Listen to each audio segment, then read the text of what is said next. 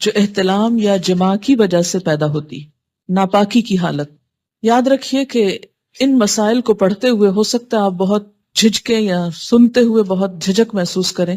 یہ قدرتی بات ہے، اللہ نے ہر ایک کے اندر ایک حیا رکھی ہے اور ان کو پڑھانا بھی ایک نہایت مشکل مرحلہ ہے. لیکن کیوں پڑھایا جائے، کیوں بتائی جائیں یہ باتیں؟ کیونکہ یہ انسانی زندگی سے متعلق ہے.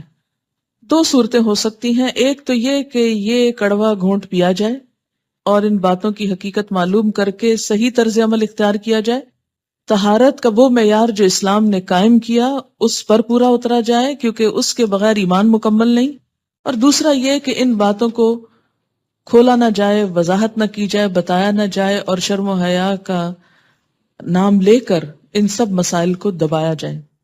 2-4 روز پہلے کسی نے مجھے بتایا، ہائیلی کوالیفائڈ لڑکی کے بارے میں، کہ اس نے سوال کیا کسی درس دینے والی سے، اور سوال اس بات کے بارے میں تھا کہ وضو کن کن چیزوں سے ٹوٹتا ہے. جب اس کو بتایا گیا تو وہ بڑی حیران ہوئی کہ کیا اس سے وضو ٹوٹ جاتا ہے، اور وہ حالت بالکل ایک نارمل حالت ہے جس کا وہ ذکر تھا. کہتی ہے کہ میں سر پکڑ کر رہ گئی کہ انجینئر تھی وہ بچی، اتنے سال پڑھنے کے باوجود کیا اس کو واقعی نہیں پتا، یقین نہیں آ رہا تھا کہ واقعی نہیں پتا کہ وضو کس کس چیز سے ٹوٹتا ہے. اب اگر کسی کو یہ پتہ ہی نہیں کہ وضو کس چیز سے ٹوٹتا ہے تو وہ پھر وضو کی حالت میں ہو یا بغیر وضو کے وہ عبادت کرتا چلا جائے. اچھا کیوں نہیں پتا؟ اس لیے کہ ہمارے اسلامیات کے کورسز بھی جتنے ہیں ان میں ایسے مسائل کا ذکر نہیں ہے، کیونکہ ایسے مسائل کو بے حیائی کا نام دے کر ذکر ہی نہیں کیا جاتا. ٹھیک ہے، ایسی باتیں مجلسوں میں کرنے کی نہیں اور عام طور پر بولنے کی نہیں یا سوچنے کی نہیں، لیکن انسان کی زندگی کا ایک حصہ ہے. بالکل ایسے ہی جیسے ایک گھر میں آپ واش روم بناتے ہیں، ٹوائلٹ بناتے ہیں، تو وہ ایک ناپسندیدہ حصہ ہے لیکن ضرورت ہے نا، اس کے بغیر گزارا نہیں. تو اب اگر کوئی شخص بہت خوبصورت گھر بنائے اور وہ اس بات پہ فخر کرے کہ میں نے اس میں ٹوائلٹ نہیں بنائی اس لیے کہ وہ بہت گندی جگہ ہوتی ہے اور میں تو بالکل ناپسند کرتا ہوں کہ کوئی گندی جگہ میرے گھر میں ہو، اور اس کا تو ذکر کرنا ہی ناپسندیدہ ہے، اس لیے میں نے اپنے نقشے سے ہی اس کو نکال دیا ہے. تو ایسا بھلا کس طرح ہو سکتا ہے؟ بالکل اسی طرح جو لوگ ان باتوں کو دین کا حصہ نہیں، دین کے نقشے سے غائب کیے ہوئے ہیں اور پھر سمجھتے ہیں کہ وہ سب ٹھیک کر رہے ہیں، تو یہ درست نہیں. ایک اور بات یہ کہ خاتون ہوتے ہوئے ایسی بات کرنا اور پھر اس کو پبلکلی کرنا ایک اور بڑی مشکل ہے. تو اس میں بھی ہمارے سامنے ایک رہنمائی موجود ہے. حضرت عائشہ رضی اللہ تعالیٰ عنہ اور عام طور پر ازواج مطہرات نے اس طرح کے مسائل جو ہیں وہ پبلکلی بتائے ہیں، سیکریفائس کیا ہے تاکہ دوسرے لوگوں کو ایک رہنمائی ملے. ہمارے ہاں مشکل یہ ہے کہ اسلام کے ساتھ تقدس کا ایک ایسا، یعنی انبیاء علیہ السلام ہو یا ان کی ازدواجی اور ذاتی زندگی، ان سب کو ہم نے تقدس کے ایسے آئینے میں دیکھا ہے کہ جس میں ان کا انسان ہونا نقشے سے نکال دیا گیا، جبکہ ان کی ساری نیکی، تقوی اور پاکیزگی میں خوبصورت بات یہ کہ وہ انسان تھے اور ہم جیسے ہی تھے انسان ہونے کے ناطے. انسانی ضروریات ہم جیسی تھی، کھانا پینا اور باقی خواہشات وغیرہ. لیکن ان کی بڑائی کیوں ہے کہ انہوں نے ان تمام چیزوں کے بارے میں اللہ تعالیٰ کی مرضی کو مکمل طور پر اپنایا. ہماری خیر اور بھلائی بھی اسی میں ہے کہ ان معاملات میں بھی اللہ اور اس کے رسول صلی اللہ علیہ وسلم کی طرف سے آئی ہوئی رہنمائی کو ہم پوری طرح اپنائیں تاکہ شرع صدر کے ساتھ، یکسوئی کے ساتھ عبادات ہو سکیں. بعض اوقات جب صحیح دین کے مسائل کا علم نہیں ہوتا تو جو حلال امور ہوتے ہیں، جو جائز رخصتیں ہوتی ہیں، وہ بھی نہیں اویل کرتے کہ کہیں گناہ نہ ہو جائے، اور بعض اوقات ان کو گناہ سمجھ کر نہیں کرتے حالانکہ وہ گناہ نہیں ہوتے اور اپنے آپ کو ایک آزادی سے محروم رکھتے ہیں. تو اس لیے کوئی حرج نہیں اگر چند باتیں ایسی سمجھ لی جائیں. جنابت کے مسائل. جنابت کہتے ہیں ناپاکی کی اس حالت کو جو احتلام اور جماع کی وجہ سے ہوتی ہے. احتلام کہتے ہیں ویٹ ڈریم کو، یعنی سوتے ہوئے جسم سے ڈسچارج کا ہونا. اس میں مسئلہ یہ ہے کہ عورت یا مرد کو احتلام ہو تو غسل واجب ہو جاتا ہے. اس کی وضاحت آگے آئے گی. اگلا مسئلہ ہے مزی کے آنے سے غسل واجب نہیں ہوتا، بلکہ استنجا کر کے وضو کرنا ہی کافی ہے۔ ان علی رضی اللہ عنہ قال كنت رجلا مذاء فكنت استحي ان اسأل النبي صلی اللہ علیہ وسلم لمكان ابنته فامرت المقداد بن الاسود رضی اللہ عنہ فسأله فقال يغسل ذکره ويتوضأ رواہ مسلم۔ حضرت علی رضی اللہ تعالیٰ عنہ کہتے ہیں کہ مجھے مزی کی شکایت تھی۔ مزی ہوتا ہے عام حالات میں ویٹ ڈسچارج ہونا۔ میں نبی صلی اللہ علیہ وسلم سے مسئلہ دریافت کرنے میں شرم محسوس کرتا تھا کیونکہ آپ کی بیٹی میرے نکاح میں تھی۔ میں نے حضرت مقداد بن اسود رضی اللہ تعالیٰ عنہ سے درخواست کی کہ وہ رسول اللہ صلی اللہ علیہ وسلم سے مسئلہ دریافت کریں۔ چنانچہ حضرت مقداد رضی اللہ تعالیٰ عنہ نے آپ سے مسئلہ دریافت کیا تو آپ صلی اللہ علیہ وسلم نے فرمایا کہ پیشاب کی جگہ دھو کر وضو کر لیا کرے، اس سے طہارت ہو جاتی ہے۔ یعنی عام ویٹ ڈسچارج جو ہے اس سے ناپاکی یا جنابت نہیں ہوتی، اس میں نہانا ضروری نہیں ہوتا۔ بیوی سے تعلق کرنے سے پہلے یہ دعا مانگنی چاہیے، یعنی جسمانی تعلق مراد ہے۔ ان ابن عباس رضی اللہ عنہما قال قال رسول اللہ صلی اللہ علیہ وسلم لو ان احدکم اذا اراد ان یأتی اہلہ قال بسم اللہ اللہم جنبنا الشیطان وجنب الشیطان ما رزقتنا فإنه إن يقدر بينهما ولد في ذلك لم يضره شيطان أبدا متفق علیہ۔ حضرت عبداللہ بن عباس رضی اللہ عنہما سے روایت ہے کہ رسول اللہ صلی اللہ علیہ وسلم نے فرمایا جب کوئی آدمی اپنی بیوی سے جسمانی تعلق، فزیکل ریلیشن، سیکشل انٹرکورس کا ارادہ کرے تو اسے یہ دعا مانگنی چاہیے، ہم اللہ کے نام سے مدد چاہتے ہیں، یا اللہ ہمیں شیطان سے محفوظ رکھ، کیونکہ شیطان ایسے مواقع پر انسان پہ زیادہ حملہ آور ہوتا ہے، اور ہماری اس اولاد کو بھی شیطان سے محفوظ رکھ جو تو ہمیں عطا فرمائے۔ یہ دعا پڑھنے کے بعد والدین کو اللہ تعالیٰ جو اولاد دے گا وہ شیطان کے شر سے ہمیشہ محفوظ رہے گی۔ اسے بخاری اور مسلم نے روایت کیا ہے۔ دوبارہ فزیکل ریلیشن سے قبل وضو کرنا مستحب ہے۔ مستحب کا مطلب ہے پسندیدہ ہے، فرض نہیں ہے۔ عن ابی سعید الخدری رضی اللہ عنہ قال قال رسول اللہ صلی اللہ علیہ وسلم اذا اتى احدكم اهله ثم اراد ان يعود فليتوضا رواہ مسلم۔ حضرت ابو سعید خدری رضی اللہ تعالیٰ عنہ کہتے ہیں کہ رسول اللہ صلی اللہ علیہ وسلم نے فرمایا جب کوئی آدمی اپنی بیوی سے تعلق قائم کرے پھر دوبارہ کرنا چاہے تو پہلے وضو کرے، یعنی ایک دفعہ کے تعلق کے بعد ضروری نہیں کہ نہایا جائے، اگر اس کے کچھ عرصے بعد دوبارہ تعلق کی ضرورت ہو، مثلا یعنی ایک رات ہو سکتی ہے۔ اس کا مطلب یہ ہے کہ نہانا ضروری ہے کس کے لیے؟ نماز کے لیے، عبادت کے لیے، قرآن پڑھنے کے لیے۔ لیکن اگر انسان ناپاکی کی حالت میں ہے ابھی اور دوبارہ ایک شخص بیوی کے ساتھ تعلق قائم کرنا چاہتا ہے تو ضروری نہیں کہ نہانے کے بعد پھر کرے۔ دوبارہ تعلق میں کوئی چیز مانے نہیں، ہاں بہتر ہے وضو کر لے۔ مستحب کا مطلب کہ بہتر ہے وضو کر لے، اور وضو یہاں ایک طرح سے فریشنس پیدا کرتا ہے انسان کے اندر۔ لیکن اگر کوئی وضو بھی نہیں کرتا، یعنی یہ ایسا وضو نہیں جیسے نماز کے لیے آپ وضو کرنا ضروری ہے کہ اس کے بغیر نماز نہیں ہوگی، تو اگر دوبارہ تعلق میں وضو نہیں کیا تو اس کا یہ مطلب نہیں کہ گناہ کا کام کر رہا ہے۔ مستحب کا مطلب کیا ہے؟ پسندیدہ ہے، اچھی بات ہے، لیکن اگر کوئی نہیں کر سکتا تو کوئی گناہ نہیں۔ غسل جنابت میں پہلے دونوں ہاتھ دھونے چاہیے، پھر برتن میں ہاتھ ڈالنے چاہیے۔ جنبی جس پانی میں ہاتھ ڈال دے وہ پانی ناپاک نہیں ہوتا۔ مثلا کسی نے پہلے ہاتھ دھوئے، پھر ہاتھ سے مگ پکڑا، اس کو بالٹی میں ڈالا مثلا، اور صاف ہاتھ تھا مگر جسم ابھی ناپاک ہے، تو پانی کی بالٹی کے اندر ایسا ہاتھ جانے سے یا ٹب میں بیٹھنے سے پانی ناپاک نہیں ہوتا، الا یہ کہ اس پانی کے اندر کوئی نجاست چلی جائے، یعنی ہاتھ پاک ہے۔ اگر ایسے میں کوئی شخص پانی پینا چاہتا ہے اور اس نے گلاس کو ہاتھ لگا دیا اور پانی پی لیا تو کوئی بات نہیں، کیونکہ ہمارے ہاں تو عام طور پہ کانسیپٹ یہ پایا جاتا ہے کہ انسان اتنا ناپاک ہوتا ہے کہ زمین پر قدم بھی نہیں رکھ سکتا اور کسی چیز کو چھو نہیں سکتا اور سب کچھ حرام ہو جاتا ہے۔ کچھ بھی حرام نہیں ہوتا۔ اس کا یہ مطلب بھی نہیں کہ انسان ناپاک پھرتا رہے، جو سارا بازار گھوم کر آ جائے ناپاکی میں، یہ بھی مقصد نہیں ہے۔ مومن ناپاک رہنا پسند نہیں کرتا، لیکن ضروری نہیں ہے کہ اس حالت میں آپ کسی چیز کو ہاتھ نہیں لگا سکتے، مثلاً پانی پیتے وقت آپ کا ویسے ہاتھ صابن سے دھویا ہوا تھا، صاف تھا، پاک تھا، مگر جسمانی طور پہ آپ ناپاک ہیں. مثال کے طور پر اگر پانی کے اندر کوئی چیز اچانک چلی جاتی ہے اور آپ ایک انگلی کے ساتھ اس کو ہٹانا چاہتے ہیں اور اس کے بعد اس پانی کو پینا چاہتے ہیں، پی سکتے ہیں. یعنی ناپاک جسم پر جب تک نجاست نہ ہو تو صاف ہاتھ یا جسم کا کوئی حصہ پانی میں چلا جائے اس پانی سے غسل بھی کیا جا سکتا ہے، یا اگر وہ صاف ہے اس کو کسی بھی کام میں استعمال کیا جا سکتا ہے، اس سے کپڑے دھوئے جا سکتے ہیں یا کوئی اور کام.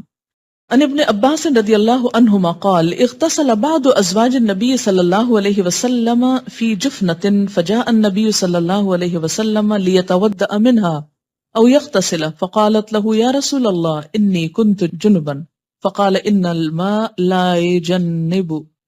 رواہ احمد. حضرت عبداللہ بن عباس رضی اللہ تعالی عنہما فرماتے ہیں کہ ازواج مطہرات میں سے کسی نے ایک ٹب کے پانی سے غسل جنابت کیا. نبی صلی اللہ علیہ وسلم تشریف لائے، وضو یا غسل کرنے لگے تو بولی اے اللہ کے رسول صلی اللہ علیہ وسلم، میں حالت جنابت میں تھی اور میں نے اس ٹب کے پانی سے غسل کیا تھا. آپ نے فرمایا پانی جنبی نہیں ہوتا، یعنی اگر تمہارا ہاتھ یا جسم کا کچھ حصہ اس پانی میں چلا گیا تو اس سے پانی ناپاک نہیں ہوا. اسے احمد وغیرہ نے روایت کیا ہے.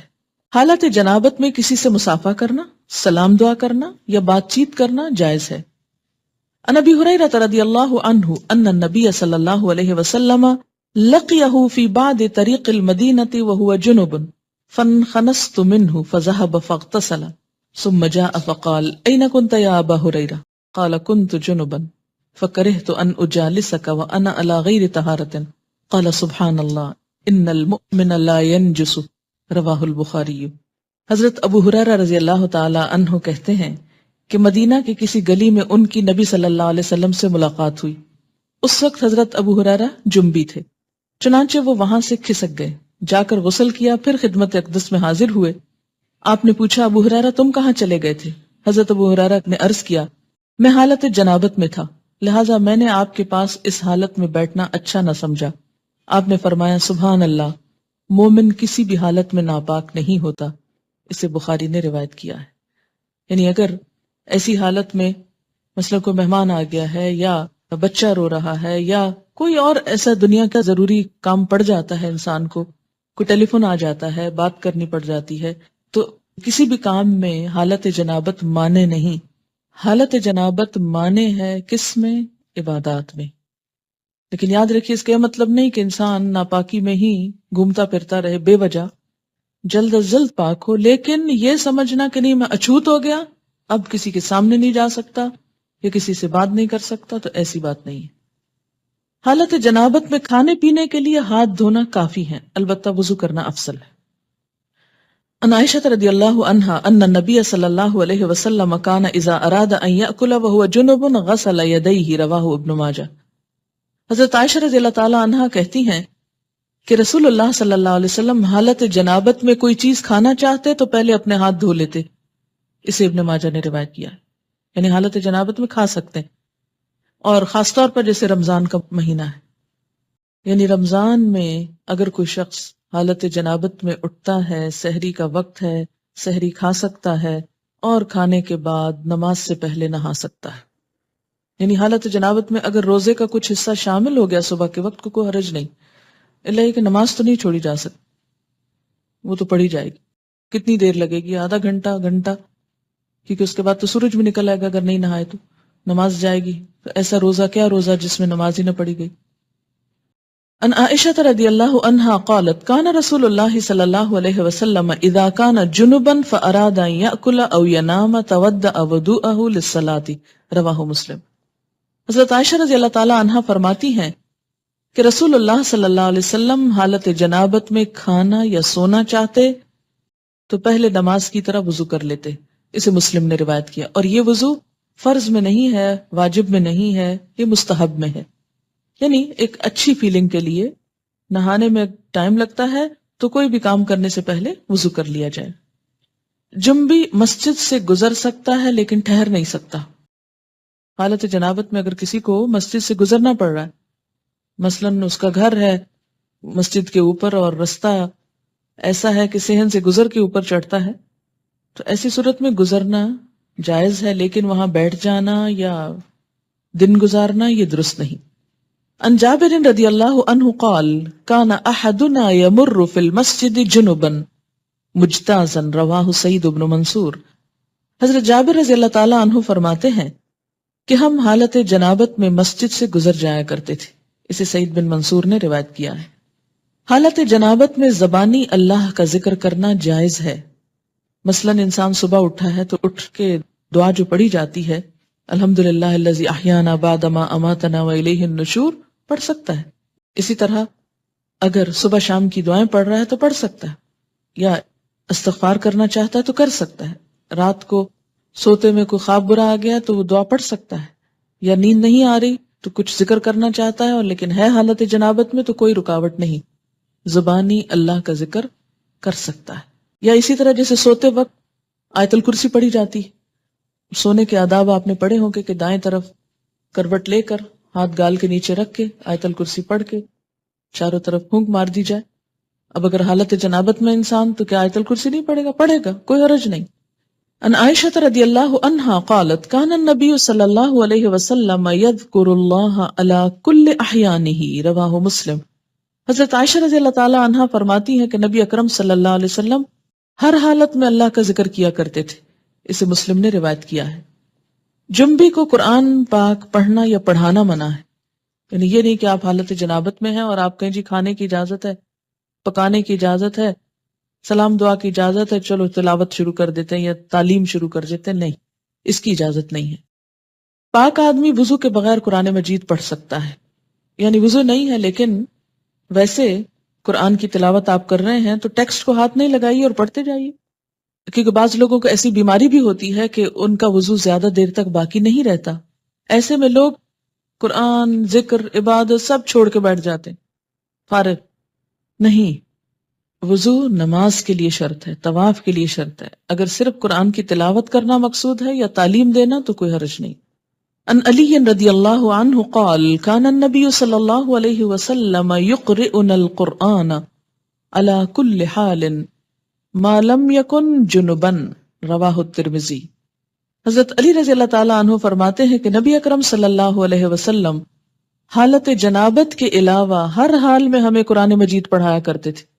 یعنی وضو کے بغیر بھی مراد اس سے یہ, اسے ترمذی نے روایت کیا ہے. حالت جنابت کو بڑی ناپاکی کہتے ہیں. عام طور پہ فقہ کی کتابوں میں حدث اکبر لکھا ہوتا ہے. حدث اصغر چھوٹی ناپاکی ہوتی ہے جو جنابت کے علاوہ عام طور پر وضو ٹوٹنے کے اسباب کی وجہ سے ہوتی. جنبی سونے سے قبل غسل نہ کر سکے تو اسے وضو کر لینا چاہیے. ان عائشہ رضی اللہ عنہا قالت کان النبی صلی اللہ علیہ وسلم اذا اراد ان ينام وهو جنب غسل فرجه وتوضا للصلاة رواہ البخاری. حضرت عائشہ رضی اللہ تعالی عنہا سے روایت ہے کہ نبی اکرم صلی اللہ علیہ وسلم جب حالت جنابت میں سونے کا ارادہ فرماتے تو اپنی شرمگاہ دھو کر نماز کی طرح وضو فرما لیتے. یہ مستحب ہے ایسا کرنا, اسے بخاری نے روایت کیا ہے. جنبی کے لیے وضو کر کے سونا افضل ہے لیکن نہ کرنے کی رخصت ہے. ان ابن عمر رضی اللہ عنہما ان عمر استفتى النبی صلی اللہ علیہ وسلم فقال هل ينام احدكم وهو جنب قال نعم ليتوضأ ثم لينم حتى يغتسل اذا شاء رواہ مسلم. حضرت عبداللہ بن عمر رضی اللہ تعالی عنہما سے روایت ہے کہ حضرت عمر رضی اللہ تعالی عنہ نے نبی اکرم صلی اللہ علیہ وسلم سے مسئلہ پوچھا, کیا جنبی غسل کیے بغیر سو سکتا ہے؟ آپ نے ارشاد فرمایا ہاں, وضو کر لے اور سو جائے, پھر جب چاہے اٹھ کر غسل کر لے. اسے مسلم نے روایت کیا ہے. ان عائشہ رضی اللہ عنہا قالت کان رسول اللہ صلی اللہ علیہ وسلم یجنب ثم ینام ولا یمس ماء حتى یقوم بعد ذلك فیغتسل رواہ ابن ماجہ. حضرت عائشہ رضی اللہ تعالی عنہا فرماتی ہیں کہ رسول اللہ صلی اللہ علیہ وسلم حالت جنابت میں پانی کو ہاتھ لگائے بغیر سو جاتے. یعنی یہ بات بھی ملتی ہے جہاں وضو کر کے سوتے وہاں یہ بھی کہ بسا اوقات وضو بھی نہیں کرتے تھے اور سو جاتے, پھر اٹھ کر غسل فرماتے. اسے ابن ماجہ نے روایت. اٹ ڈیپینڈس کہ انسان کی طبیعت کیسی ہے, موسم کیسا ہے, پانی کی اویلیبلٹی کتنی ہے. اگر ہو سکے تو بہت اچھا ہے, لیکن نہیں تو گناہ نہیں. غسل جنابت میں پہلے دونوں ہاتھ دھونے چاہیے, پھر طہارت حاصل کر کے وضو کرنا چاہیے. جنابت مدت مسح ختم کر دیتی, یعنی حالت جنابت میں پھر آپ کا مسح نہیں رہتا جناب کے اوپر, غسل جنابت کے لیے پانی میسر نہ ہو تو غسل کی نیت سے کیا گیا تیمم ہی غسل جنابت کا کام دیتا ہے. اس کی وضاحت آگے آ جائے گی. سوال ہے کیا حالت جنابت میں بچے کو دودھ پلا سکتے ہیں؟ جی ہاں پلا سکتے ہیں، لیکن افضل ہے کوشش کریں کہ اس کے بغیر پلائیں، اور آپ نیت کر لیں تو ہو بھی جائے گا. لیکن بسا اوقات ایسا ہوتا ہے کہ کوئی سرونٹ نہیں، کوئی ہیلپر نہیں، بچے اوپر تلے ہیں ایک ایک دو دو ساتھ ساتھ، تو پھر اس میں بہت سی ایسی چیزیں انسان چاہنے کے باوجود کر نہیں سکتا، تو دودھ ناپاک نہیں ہوتا. صرف یہ ہے کہ کیفیت کا فرق ہے. نہانے کے بعد جو انسان کی کیفیت ہوتی ہے اس میں ایک اطمینان اور سکون کی کیفیت ہوتی ہے. جتنی ماں پرسکون ہوگی اور اس حالت میں بچے کو دودھ پلائے گی اتنا ہی بچے پہ اچھا اثر ہوگا. سنا ہے، کہا جاتا ہے کہ بعض مائیں وضو کے بغیر بھی نہیں پلاتی تھیں، لیکن آج کے دور میں تو اگر کوئی حالت جنابت کے بغیر ہی پلا لے تو بھی بڑی بات ہے. حالت جنابت یا ناپاکی کی حالت میں کسی مسجد کو وزٹ کرنے کے لیے جایا جا سکتا ہے. مثلا اگر آپ ایز اے ٹورسٹ گئے ہیں ترکی اور طرح طرح کی مسجدیں دیکھ رہے ہیں ایک کے بعد ایک، اور اس میں آپ پیریڈز کی حالت میں ہیں، تو گزرنے کی حد تک گزرتے ہوئے دیکھ لیں، کوئی حرج نہیں، لیکن بیٹھے نہیں، وہاں زیادہ دیر رکے نہیں. جیسے گزرنے کی بات آئی نا، تو ٹورسٹ کے اس حالت میں بھی کیا ہوتا ہے کہ مثلاً آپ گزر رہے ہیں ادھر سے ادھر، اور بالکل عین مصلی کے قریب نہ جائیں، دور دور سے سارا آگے پیچھے دیکھ لیں، کیونکہ ایسے مواقع بھی بعض اوقات نہیں ملتے.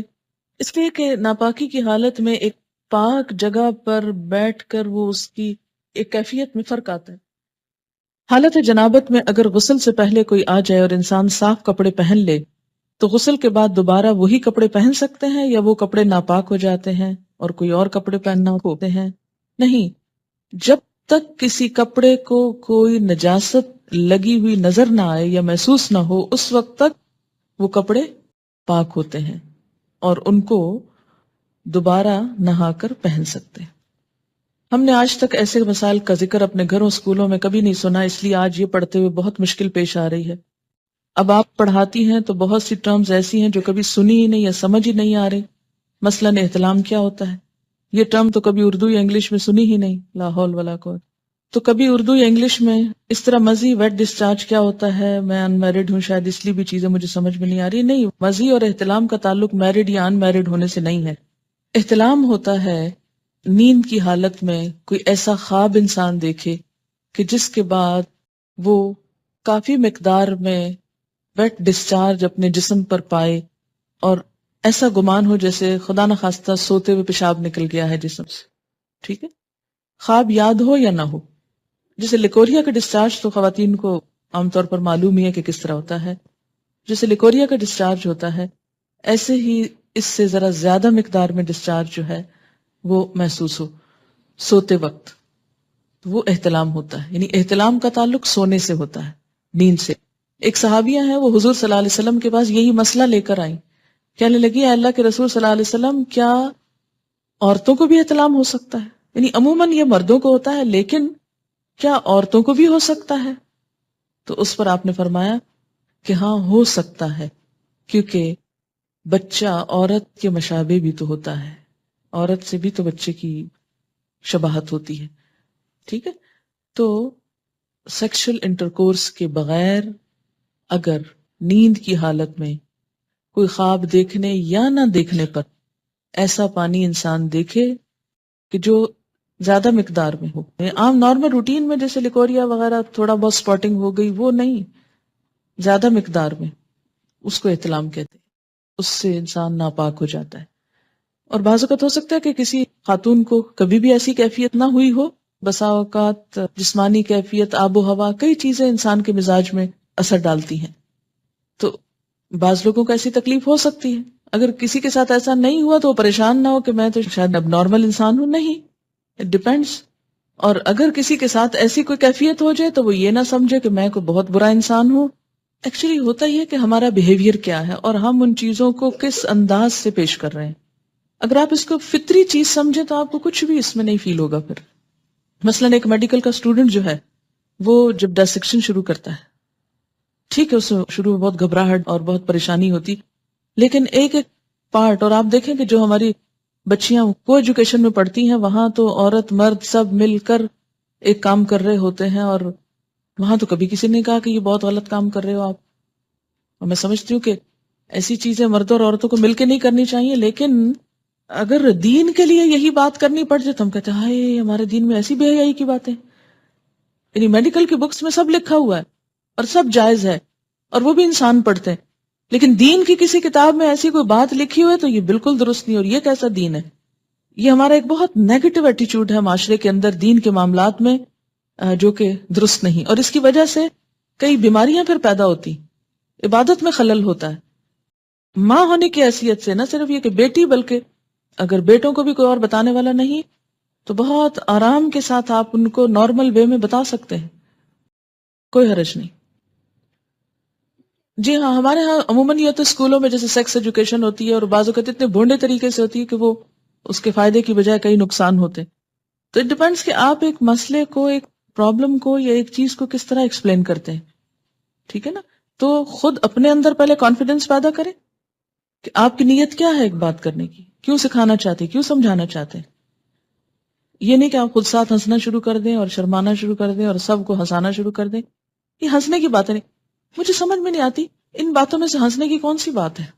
کسی مومن کا یہ مزاج ہی نہیں ہو سکتا کہ وہ ایسی باتوں میں نمبر ایک دلچسپی لے، یا ایسی باتیں مجلسوں میں عام طور پر بلا ضرور ڈسکس کی جائیں یا ان کے نام زبان پر لائے جائیں. نہیں ہونا چاہیے، لیکن علم کی حد تک عمل کے لیے ان کا ذکر بھی ضروری ہے کیونکہ یہ انسانی زندگی سے متعلق چیزیں. مزی عام طور پر لفظ جو ہے یہ ویٹ ڈسچارج جیسے لیکوریا ہوتا ہے ایسے ہی ہوتا ہے، لیکن یہ جاگتے ہوئے ہوتا ہے، یہ نیند کی حالت میں نہیں، یہ جاگنے کی حالت میں ہوتا ہے. اور اس میں عموماً ایسا ہوتا ہے کہ مثلاً کوئی ایسا سین آپ نے دیکھا ہے ٹیلی ویژن میں، یا ایسی کوئی کتاب پڑھی ہے، یا کوئی بھی ایسی چیز کہ جس سے جسم کے اندر خلل آتا ہے، یعنی انسان کے ایموشنز جو ہیں وہ ڈسٹرب ہوتے ہیں، تو ایموشنز کے فرق سے یہ ڈسچارج ہوتا ہے. یعنی لیکوریا جو ہوتا ہے بغیر ایموشنز کے ہوتا ہے، لیکن یہ ایموشنل کیفیت کے ساتھ ہوتا ہے. ایموشنل کیفیت کے ساتھ جو ویٹ ڈسچارج ہوتا ہے اس سے استنجا بھی لازم ہے اور وضو بھی لازم ہے، لیکن نہانا لازم نہیں. وہ بھی ہو سکتا ہے کوئی سائیکولوجیکل پرابلم ہو سکتا ہے یا کچھ بھی اس کو نام دے سکتے ہیں، لیکن مزی میں لفظ آپ یوں سمجھے جیسے مزہ لفظ ہے نا، یہ اسی سے نکلا ہے یہ لفظ. ٹھیک ہے، ایک بچی کی ریسنٹلی شادی ہوئی، اس نے ایک میل مجھ کو کی، وہ اس قدر بیچاری پریشان، چھوٹی سی عمر کی بچی تھی، شادی ہوگی، اس کو شاید پہلے سے کسی نے کچھ نہیں بتایا، نہ ماں بتاتی نہ کوئی اور، جو ضروری چیز ہے وہ کوئی نہیں بتاتا اور فضول میں بہت کچھ پڑھ لیتے. تو اب وہ کچھ بہت ہی جینون جو اس کے شوہر کے رویے تھے ان پر وہ اس قدر خوف زدہ تھی اور پریشان کہ شاید میرے ساتھ کوئی بہت ہی گناہ کا کام ہو رہا ہے اس طرح. تو ایسا کیوں ہے؟ اس لیے کہ یا تو اس کو اتنا چھپایا گیا اور بتایا ہی نہیں گیا، یا یہ ہے کہ بلو پرنٹس بچے چھپ چھپ کے دیکھیں تو ماں باپ کو خبر نہ ہو. ان رویوں میں بہت نارمل اور بہت فطری انداز میں، نیچرل انداز میں آپ کو بہیو کرنے کی ضرورت ہے. سوال ہے، مزی والا کپڑا دھونے کا موقع نہ ہو اور گھر سے باہر کسی ایسی جگہ پر ہو کہ بدل بھی نہ سکے اور نماز کا وقت آئے تو کیا نماز پڑھ سکتے ہیں؟ اس میں ہر انسان کو اپنی کیفیت کا پتہ ہوتا ہے. یہ بالکل ایسے جیسے لیکوریا کا ڈسچارج ہے، تو اس میں ڈسچارج کے بعد استنجا ضروری ہے. اگر استنجا کرنا ہے آپ کو تو پھر دھونے کا موقع کیوں نہیں آخر؟ اور آگے آپ انشاءاللہ ڈیٹیل پڑھیں گے کہ بعض اس طرح کے سپاٹس جو ہیں وہ صرف کھرچنے کریدنے سے ہی، یعنی ان کو اگر رب کر دیا جائے اور جھاڑ دیا جائے تو وہ صاف ہو جاتے ہیں. کیا جنابت کی حالت میں کھانا تیار کیا جا سکتا ہے؟ جی بالکل کیا جا سکتا ہے. ایسا ہے کہ اگر آپ اپنے بچوں کو کوئی چیز بول کے نہیں ایکسپلین کر سکتے کہ جھجک آتی ہے اور بڑے ہو گئے ہیں، یہ کچھ لکھ کر دیجئے. جاگتے ہوئے اگر کچھ خیالات کے بعد اگر کم ڈسچارج، بات یہ ہے کہ کم ہو یا زیادہ ہو، جو ڈسچارج ہے اس کے لیے استنجا اور وضو دونوں ضروری ہے. ایک لڑکی کی ماں نہ تھی، چچی اور کچھ آنٹیز رہتی تھی. جب اس بیچاری کو پیریڈز ہوئے تو اس نے بھائیوں کو بتایا، کیونکہ بھائیوں سے چھوٹی تھی. وہ بھائی پریشان ہو گئے، ڈاکٹر کے پاس لے جانے لگے. تو لڑکی کے والد جب گھر آئے تو انہوں نے چچی سے کہا اور اس طرح. تو وہ یعنی بعض اوقات ایسی چیزیں پھر بہت امبیرسمنٹ کا سبب بن جاتی ہیں نا، کہ جب بچوں کو آپ ماں نہیں بتا رہی جو ان کی سب سے بڑھ کے خیرخواہ ہے، تو پھر وہ کیا کرتی ہیں، سہیلیوں سے پوچھتی ہیں، اوروں سے پوچھتی ہیں، ادھر ادھر سے کوئی ان پہ ہنستا ہے، کوئی مذاق اڑاتا، اور یہ ساری زندگی چیزیں خوف کی چیزیں بن کے رہ جاتی ہیں. تو اس سے بہتر ہے کہ وہ اوروں سے جا کے پوچھیں، کیوں نہ آپ ان کو بتائیں خود. ویٹ ڈسچارج میں کیا کپڑے چینج کرنا یا دھونا ضروری ہے؟ اگر آپ کہیں باہر ہو یا آپ کو فیل ہی نہ ہو، دیکھیے کہ اس کیفیت کا تعلق ہی فیلنگ کے ساتھ ہے. اگر فیلنگ ہی نہیں ہے تو جسٹ نارمل بات ہے. یعنی بعض لوگ اسٹرانگ ہوتے ہیں اور ان کو چھوٹی چھوٹی باتوں پہ فیلنگ نہیں آتی ایسی، تو ان کو پریشان ہونے کی ضرورت نہیں. تو پھر کیا بغیر وضو کے نماز پڑھ لیں؟ جی ہاں، جب فیلنگ ہی نہیں ہے تو پھر وضو کی ضرورت ہی نہیں، پھر نماز بھی پڑھ سکتے ہیں. ٹین ایجر لڑکوں کو اگر احتلام ہو تو نہانا واجب ہے. جی ہاں، یہی تو اب تک رونا رویا گیا ہے کہ اس سے غسل واجب ہو جاتا ہے، لازم ہو جاتا ہے، نماز نہیں ہوتی ہے. لیکن کتنے ہمارے ٹین ایجرز کو پتا ہے؟ یہ بھی دیکھ لیجئے. کیا احتلام سوئے بغیر بالکل نہیں ہو سکتا؟ نہیں، احتلام نیند کے ساتھ اس کا تعلق ہے، چاہے خواب دیکھا جائے یا نہ. اس کا روٹ کیا ہے؟ جائیے اس پہ ذرا. احلام، ہے لام میم حلم، خواب. تو اسی سے باب افتعال ہے، احتلام، خواب دیکھنا.